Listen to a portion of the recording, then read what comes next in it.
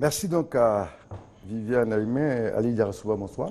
Bonsoir, Traoré. Très bien, avant que vous ne commenciez à interroger Madame le ministre, je voudrais signaler aux téléspectateurs qui pourraient également participer à cette émission en appelant tout simplement au 22 40 12 58 et Maïsako.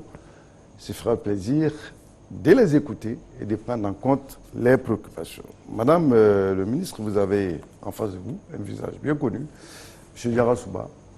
Bonsoir, Madame le ministre. Bonsoir.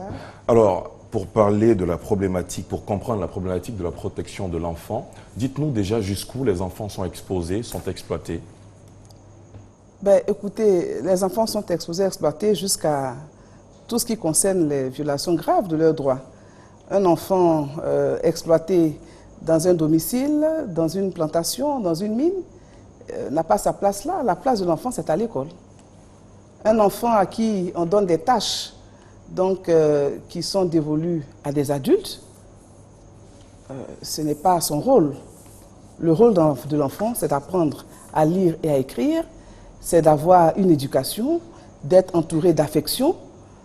C'est un enfant qui a droit donc à des frais, des actes de protection au niveau de la santé, qui a droit donc à des vaccins. Un enfant, c'est celui qui doit grandir dans un environnement sain, un environnement, n'est-ce pas, qui le met à l'abri donc d'alcool, qui le met à l'abri de toute forme de violence. C'est cela que nous recherchons pour nos enfants. Jusqu'où? Mais vous avez des cas, je vous ai dit tout à l'heure à Divo, où un père de famille tranche les paumes et la plante des pieds de son enfant à la machette chaude, tout simplement parce qu'il accuse son fils de vol répété. Est-ce la solution? Est-ce la solution? Voilà autant d'actes que nous condamnons.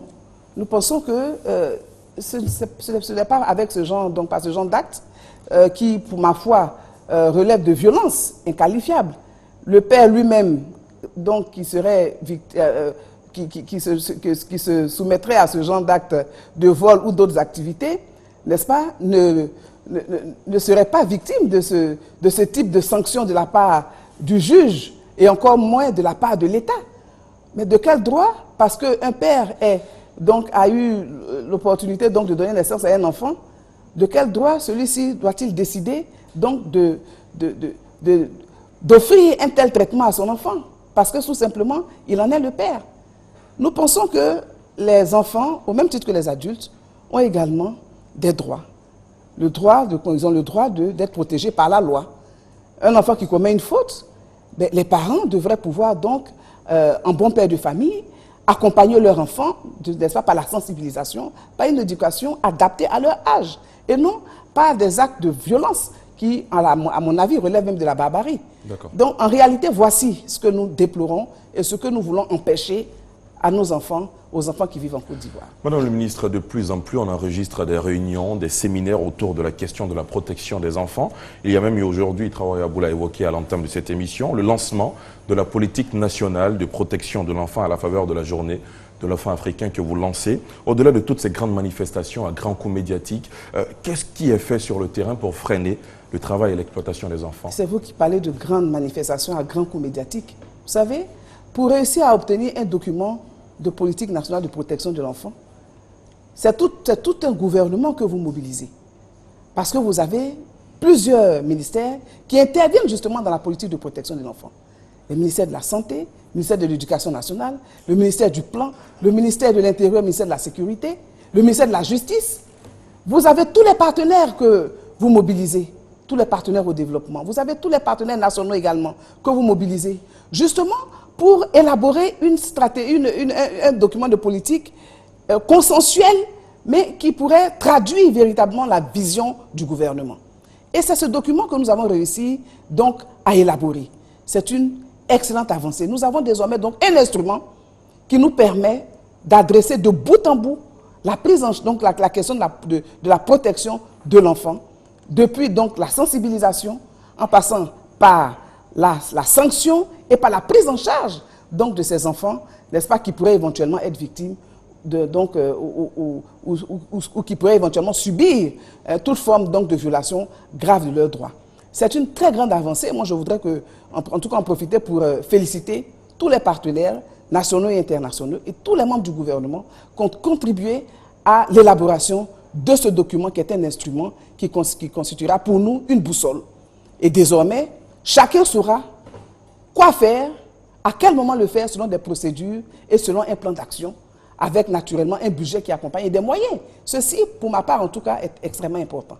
Alors, de façon concrète, sur le terrain, qu'est-ce que nous faisons? Vous l'avez vous-même annoncé tout à l'heure que nous finissons même par exécuter donc des tâches qui ne vous reviennent pas. Et vous pensez que ce sont des tâches, mais partout où un enfant est en danger, le ministère en charge de l'enfant est interpellé.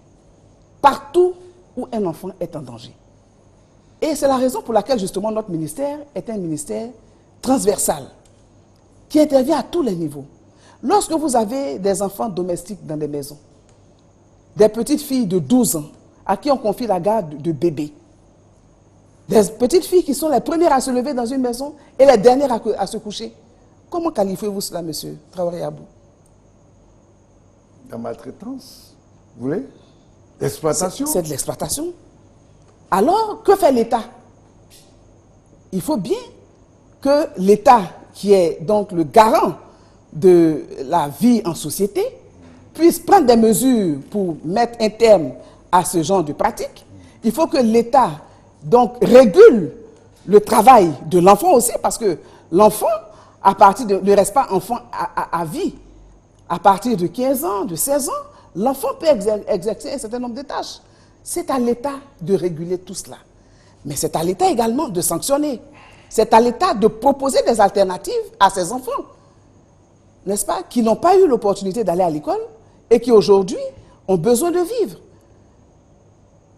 Lorsque vous avez des enfants qui sont jetés dans la rue par des parents, ceci est tous les jours vécu en Côte d'Ivoire. Des enfants sont jetés dans des caniveaux, abandonnés devant des résidences, parce que ce sont des enfants quelquefois qui naissent avec des malformations. Ce sont quelquefois des enfants qui deviennent encombrants pour leur mère. Que fait l'État? Mais l'État a l'obligation donc de prendre en charge ces enfants et de les éduquer, de leur proposer un cadre de vie. Vous avez l'existence de pouponnières, vous trouverez dans ces pouponnières tous ces enfants qui sont des rejets de la société. Vous trouverez dans nos orphelinats tous ces enfants qui sont des rejets de la société. L'État organise donc une politique de placement familial pour ces enfants. L'État organise une politique d'adoption pour ces enfants qui ont le droit de vivre donc dans un cadre familial. Et c'est cela, donc, monsieur Diarra-Souba, que l'État entreprend chaque jour. Je peux vous donner également le cas de la crise que nous avons connue récemment, la crise post-électorale, où de nombreux enfants d'agents de l'État se sont retrouvés aujourd'hui orphelins, pendant que leurs parents, agents de l'État, ont rencontré la mort dans le cadre de l'exercice de leurs fonctions. Mais l'État n'est pas resté aveugle à la souffrance de ces enfants. Nous avons proposé à l'Assemblée nationale un texte de loi qui a été adopté et ces enfants aujourd'hui sont déclarés pupilles de la nation. Vous les avez en charge? Nous les avons en charge et le président de la République est en train donc de mettre d'œuvrer avec le gouvernement pour que ces enfants soient des enfants de la nation.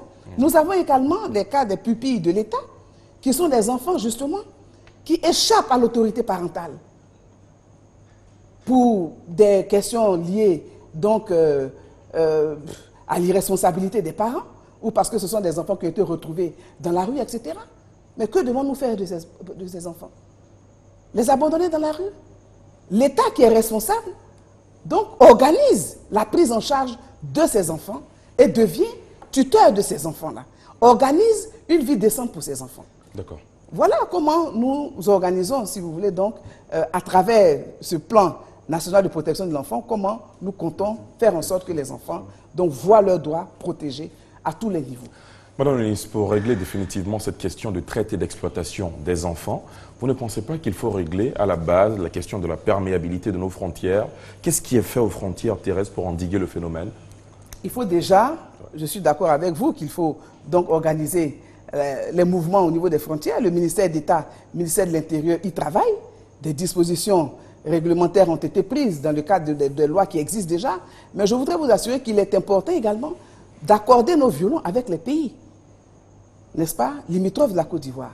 Et c'est dans ce cadre-là que des accords ont été signés entre la Côte d'Ivoire et le Mali, entre la Côte d'Ivoire et le Burkina. Récemment, vous l'avez vu. Nous nous engageons également aux côtés de la Première Dame à cet effet pour poursuivre donc ces initiatives avec le Ghana, avec la Guinée.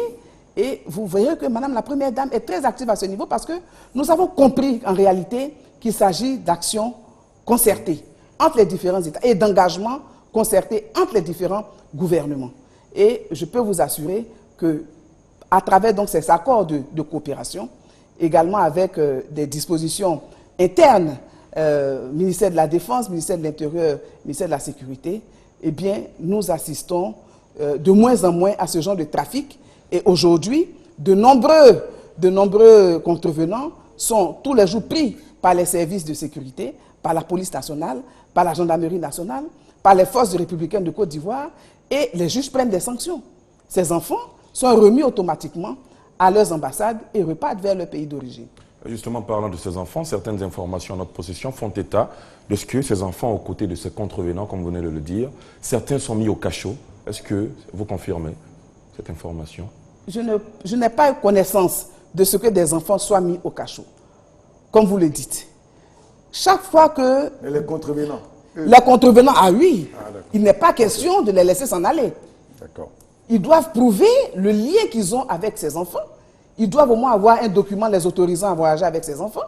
Autrement, ils sont pris par les forces de défense et de sécurité et une procédure donc est ouverte. Ils répondent de leurs actes devant la justice.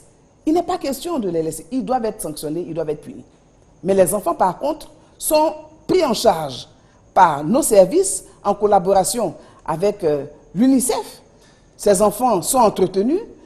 Une procédure administrative également est ouverte afin que ces enfants retrouvent leur famille. Mais il n'est pas question de mettre ces enfants, n'est-ce pas, en prison. Pour quelle raison? La raison qui est évoquée, toujours selon nos informations, c'est le manque justement d'infrastructures pour accueillir ces enfants. Je n'ai pas connaissance, en tout cas, que mes services aient mis ces enfants. Au contraire, nous sommes soutenus par des organisations non gouvernementales, nous sommes soutenus par l'UNICEF et quelquefois par des familles résidentes qui acceptent d'accueillir chez elles des familles d'accueil qui acceptent d'accueillir donc ces enfants donc, en leur résidence en attendant justement que les enfants puissent regagner leur famille d'origine. Avez-vous les infrastructures pour les accueillir? Mais justement, ça fait partie... Ça fait partie du combat que vous menez? Ça fait partie du combat que nous menons. Et il y a des projets justement pour la construction de centres de transit. Nos infrastructures ne doivent pas avoir qualité pour recueillir ces enfants qui n'ont pas à être, je veux dire, qui n'ont pas à vivre en dehors de leur famille. Ces enfants doivent repartir chez eux.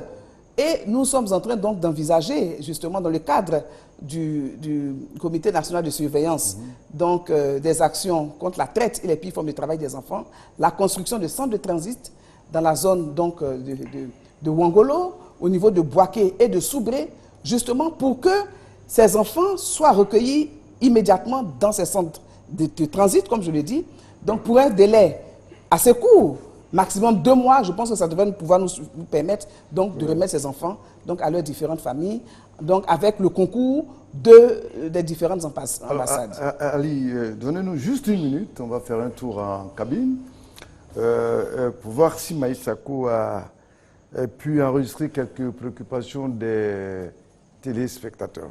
Maïs Sako. Bonsoir à tous. Nous avons 2 préoccupations. La première nous vient de M. Traoré Ibrahima. Il appelle de Boaké. Sa préoccupation est comme ce qui suit. Madame la ministre, aime-t-elle nos enfants plus que nous-mêmes? Si nous mettons nos enfants au travail, nous savons pourquoi. Nos enfants ont besoin de travailler, surtout qu'il n'existe aucun concours qui ne soit pas payant dans ce pays. Madame la ministre, peut-elle nous laisser utiliser nos enfants comme nous l'entendons en vue de leur assurer un avenir certain? La deuxième préoccupation vient de M. Ouattara. Il appelle également de Yopougon, cette fois de Yopougon Trois-Rouges.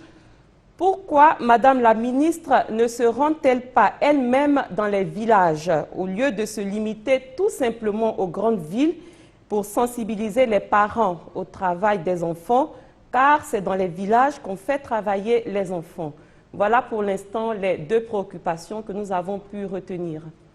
Très bien. Nous allons, Madame le ministre, nous allons le rappeler, vous avez certainement noté, Traoré Ibrahim, qui appelle de Bouaké, pose la question de savoir si vous aimez leurs enfants plus qu'eux-mêmes et qu'il faudrait laisser leurs enfants faire ce qu'ils veulent de leurs enfants. La deuxième préoccupation est celle de M. Ouattara de Yopougon, qui vous demande tout simplement d'aller dans les fins fonds de la Côte d'Ivoire, donc d'aller au village pour voir ce qui se passe. Ben, je voudrais en tout cas remercier nos deux interlocuteurs et dire à M. Traoré de Bouaké que l'État est géré par un président de la République qui a l'obligation de gérer son pays, de gérer la Côte d'Ivoire en bon père de famille. Et donc, il aime son enfant, mais le président de la République doit aimer son enfant plus que lui-même qui est le père géniteur de l'enfant. Et nous sommes les délégués du président de la République en matière de protection de l'enfant. Oui, Madame le ministre doit aimer votre enfant plus que vous-même, M. Traoré, parce que nous représentons l'État. Et l'État est au-dessus des individus. Alors, tout cela pour dire à M. Traoré que le fait d'être père d'un enfant ne lui donne pas le droit de disposer de son enfant comme il l'entend, parce qu'il est tout simplement le géniteur de cet enfant-là. S'il se permet donc d'utiliser son enfant au-delà des dispositions légales, alors en ce moment-là, il devient pour l'État de Côte d'Ivoire un papa dangereux pour son propre enfant. Et l'État est obligé de prendre ses responsabilités. Ce que je souhaite, c'est que M. Traoré et nous, n'est-ce pas, nous entendions autour de ce que nous avons de sacré, notre Constitution, nos lois, pour dire que nous devons respecter nos lois. La place d'un enfant est à l'école. Un enfant, c'est vrai, a le droit d'apprendre à vivre en société, il a le droit d'apprendre à balayer la maison, il a le droit d'apprendre à faire le ménage, nous sommes tous passés par là. Mais un enfant de 8 ans, qu'on envoie travailler chez un boutiquier, comme on le dit communément, ou un garagiste, au fin de gagner de l'argent à la fin du mois pour le père, alors attention, l'État dit non. Il peut être un apprentissage, madame. Hein? Il peut être un apprentissage, oui. parfaitement. C'est important. C'est pour sa formation. Oui. Et alors l'enfant est en apprentissage. Et l'enfant apprend donc à partir de ce moment-là, mais selon donc des activités qui correspondent à son âge et à ses capacités intellectuelles. Très bien. Alors la deuxième préoccupation, vous n'allez pas au village. Pourquoi? Ah si, nous allons au village. Ah, il remarque, M. Ouattara, que vous n'y allez pas. Il faut que M. Ouattara sache que le ministère de la Solidarité, de la Famille, de la Femme et de l'Enfant, c'est toute une organisation, c'est une structure, n'est-ce pas, de l'État, qui a des démembrements et qui est représentée partout à l'intérieur du pays. Et qui travaille également à l'intérieur du pays de façon concertée avec des autres ministères qui y sont représentés. Et que ces autres ministères également constituent des plateformes au niveau régional, au niveau départemental, au niveau sous-préfectoral, avec les autorités administratives. Et donc, le ministre qui est représenté par ses collaborateurs est aussi dans ces villages-là. Nous ne pouvons pas être partout à la fois, j'en conviens, mais qu'ils sachent que nos services sont à pied d'œuvre justement pour être des relais de l'action du gouvernement partout en Côte d'Ivoire. Ali, dernière Madame le ministre, l'autre question que je veux aborder avec vous, c'est bien sûr celle des enfants de la rue. Le phénomène semble s'estomper, mais aujourd'hui on a un nouveau fléau, celui des porte-faits dans les marchés, des enfants qui portent les marchandises de grandes personnes, également les apprentis, des Gbaka par exemple. Est-ce que vous prévoyez de faire quelque chose pour ces enfants exploités? Vous parlez d'enfants exploités, d'enfants en apprentissage, d'enfants de la rue, d'enfants dans la rue. En réalité, d'où nous viennent ces enfants? On vous retourne la question. Ben voilà, c'est une procédure. Vous me dites, on vous retourne la question. Alors que vous avez vous-même évoqué le thème tout à l'heure qui parle de responsabilité, commune de tous. Collective. De responsabilité collective. Ces enfants nous viennent d'où? Des familles. Pourquoi ces enfants se retrouvent dans la rue? Quelquefois, ces enfants se retrouvent dans la rue parce qu'ils se sentent mieux dans la rue. Parce qu'ils sont, pour la plupart, victimes de maltraitance. Ce sont des enfants qui, quelquefois, sont des orphelins qui ont été repris par un parent, mais malheureusement, ces enfants ne retrouvent pas, si vous voulez, l'affection qu'ils recherchent, ne retrouvent pas donc l'encadrement qui convient, ils se retrouvent tout simplement dans la rue. Mais également à cause de la pauvreté des parents.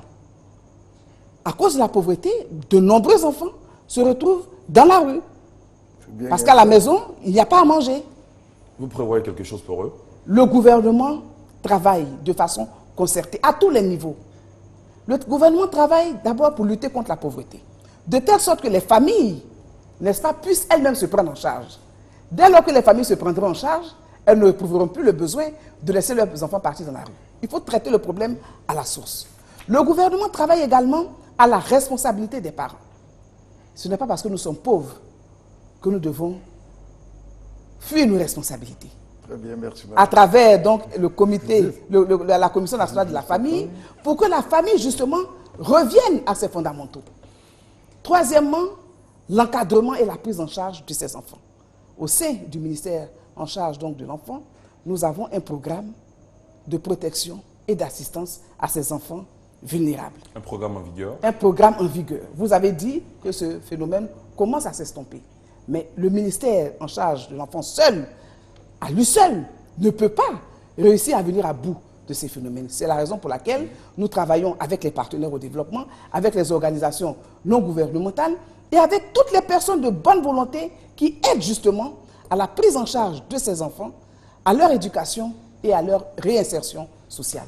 C'est un problème de responsabilité collective. Vous avez la boussole entre les mains. Vous savez, ce document qui a été adopté à l'Assemblée nationale doit vous mettre très à l'aise. Et c'est avec beaucoup d'intérêt que nous vous écoutons. Alors, Madame le ministre, le 8 mars 2014, j'étais également à Bassam, qui a été choisi pour célébrer la journée internationale de la femme. Madame Dominique Ouattara y était. Voici le témoignage de Jérôme Kofi Abolin.